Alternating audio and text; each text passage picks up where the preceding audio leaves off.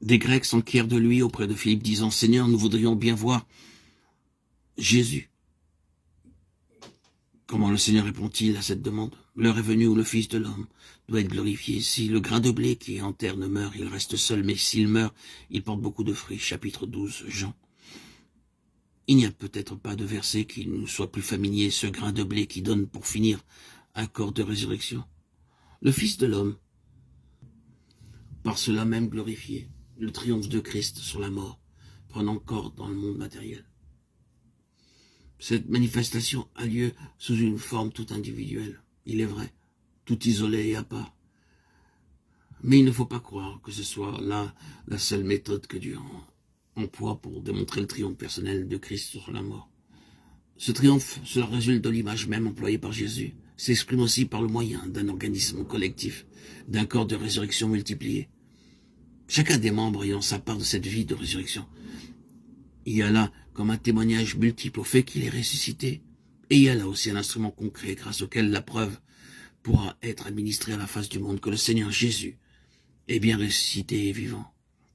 Nous sommes donc ici en présence d'une loi fondamentale en dehors de laquelle l'objectif du Fils de l'homme ne serait jamais atteint si le grain de blé qui est tombé en terre ne meurt.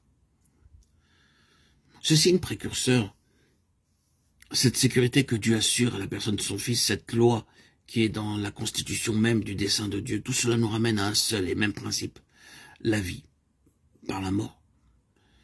Cette vérité nous est si familière qu'il est à peine nécessaire d'insister.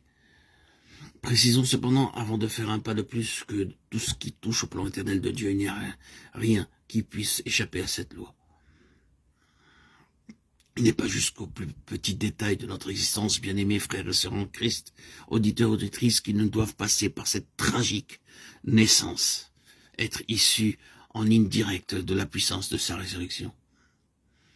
Nos relations, par exemple, quelle pierre de touche, une relation se noue avec un frère, et un beau jour, Dieu nous appelle à la laisser tomber. Ce qui est en jeu, c'est la croix, c'est notre union personnelle avec le Seigneur Jésus. Dieu mesure notre attachement à son Fils au prix que nous sommes préparés à payer pour ne pas déchoir de cette position. Par amour pour lui, nous devons accepter de voir tout sombrer dans la mort. Ainsi, nos relations doivent toutes passer par ce creuset-là. Ce qui est de Dieu en revient, car ce qui est de Dieu ne peut pas ne pas survivre. Quant à ce qui n'est pas de Dieu, nous ne tardons pas à découvrir que nous pouvons nous en passer le plus facilement du monde. Nous sortons donc triomphants de l'épreuve, et c'est à sa vie que nous le devons. Les semences que le vent du destin vient jeter dans notre vie peuvent bien aller se perdre dans le tombeau du Seigneur Jésus, mais nous n'avons rien à craindre, car celles qui sont de Dieu portent en elles-mêmes la puissance d'une vie impérissable. La corruption ne peut rien contre elles. Laissons mourir ces choses-là, elles reprendront vie, et même sur un plan bien supérieur à celui sur lequel nous les avons sacrifiées. N'est-ce pas là l'histoire de plus d'une expérience personnelle? C'est en tout cas, du point de vue de Dieu, le régime constant, le cycle immuable, qui est dans la constitution même des choses divines et qui conditionne le développement de son dessein éternel. Où je me trompe fort, où l'Église sera plongée juste avant la venue du Seigneur dans une expérience de sa mort plus profonde et plus douloureuse qu'elle ne l'a jamais connue dans le passé, pour surgir ensuite et s'élever alors plus haut que jamais. Si haut qu'elle ne pourra plus s'élever davantage. Elle aura atteint le point culminant de sa destinée.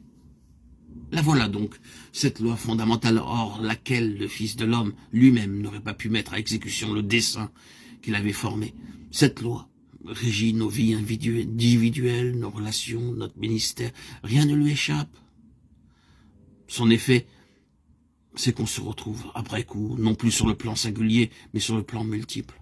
Il y a accroissement. Un grain se trouve changé en plusieurs. Et tous, on part à une seule et même vie. La sienne.